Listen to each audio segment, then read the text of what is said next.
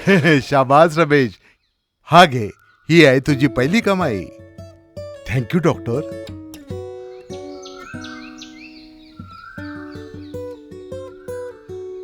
आलास बेटा.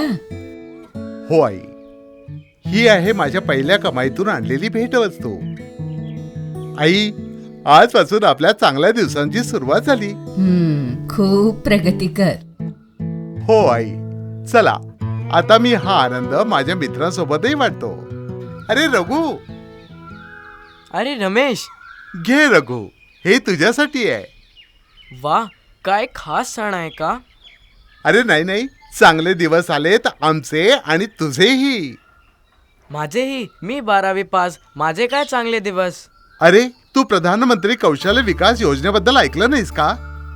अरे, ह्या योजनेमध्ये 30 पेक्षा अधिक क्षेत्रामध्ये आपण आपल्या हुन्नरीनुसार ट्रेनिंग घेऊ शकतो. आपल्या बरोबर 24 लाख आणखी तरुणांना या योजनेचा लाभ मिळेल. अरे वा, तर मग काय माझं डिझायनर बनण्याचं स्वप्न साकार होईल? हो बिलकुल, का नाही. अर्ज कसा करायचा या योजनेमध्ये? अरे, हे खूप सोपं आहे. बस NSDC चा क्रमांक 0880000555555 वर मिस कॉल दे किंवा वेबसाईट www.pmkvyofficial.org वरून आपल्या जवळच्या शिबिराबद्दल माहिती घे आणि मग कोणत्याही जवळच्या मान्यताप्राप्त PMKVY प्रशिक्षण केंद्रामध्ये जाऊन नाव नोंदणी कर. सिंपल. एवढंच नाही, तो कोर्स पूर्ण झाल्यावर तुला सरकारद्वारे प्रमाणित सर्टिफिकेट आणि स्किल कार्ड देखील मिळेल, ज्याने तुला नोकरी मिळणं सोपं जाईल. वा, ही तर खूप चांगली योजना आहे. हो बिलकुल.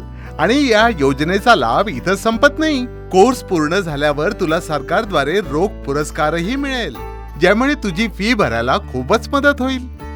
बरं, मी आजच या योजनेविषयी सर्व माहिती प्राप्त करून घेईन. चल, आता मी ही खुश खबर माझ्या मित्रांनाही सांगतो. ही तुझ्यासाठी, ही तुझ्यासाठी. आपल्या पात्रतेनुसार आपल्या पसंतीच्या एखाद्या अभ्यासक्रमासाठी कोणत्याही PMKVY संलग्नित प्रशिक्षण केंद्रामध्ये नाव नोंदवावं. उमेदवारांना प्रशिक्षण शुल्क आणि मूल्यांकन शुल्क द्यावं लागतं. शुल्काबद्दल प्रशिक्षण केंद्रावर सांगितलं जाईल. प्रशिक्षण भागीदार उमेदवारांना प्रशिक्षण शुल्क न देताही प्रशिक्षण घेण्यासाठी परवानगी देऊ शकतात. तथापि प्रवेश घेताना उमेदवाराने किरकोळ मूल्यांकन शुल्क भरणं आवश्यक राहील. प्रशिक्षण आणि मूल्यांकन यशस्वीपणे पूर्ण केल्यावर उमेदवारांना सरकारतर्फे प्रमाणीकरण आणि आर्थिक पुरस्कार दिला जाईल. ही पुरस्कार रक्कम थेट उमेदवारांच्या बँक खात्यामध्ये जमा होते.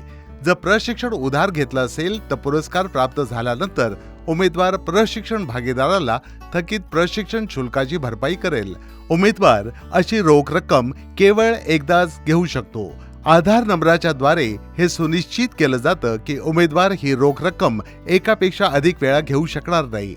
आधार कार्ड नसलेला उमेदवार त्याचा किंवा तिचा मोबाईल क्रमांक आणि अन्य पर्यायी ओळखपत्र जसं की EPIC म्हणजे उमेदवाराचं छायाचित्रयुक्त ओळखपत्र आणि पॅन म्हणजे स्थायी खाता क्रमांक देऊन प्रवेश मिळवून प्रशिक्षण घेऊ शकतो. पण रोख रक्कम घ्यायला आधारासाठी नाव नोंदणी करावी लागेल. बिगर UID राजांकरिता पर्यायी ओळखपत्र वैध केलं जाईल. म्हणजेच याची खात्री होईल की प्रशिक्षणार्थी प्रमाणीकरण आणि आर्थिक पुरस्कारासाठी योग्य आहे. लोकांना सतर्क केलं जात आहे की त्यांनी अनधिकृत बिगर मान्यताप्राप्त प्रशिक्षण केंद्रापासून सावध राहावं. योजनेदरम्यान तुमची कोणती तक्रार असेल तर ती आमच्या वेबसाईटवर नोंदवा.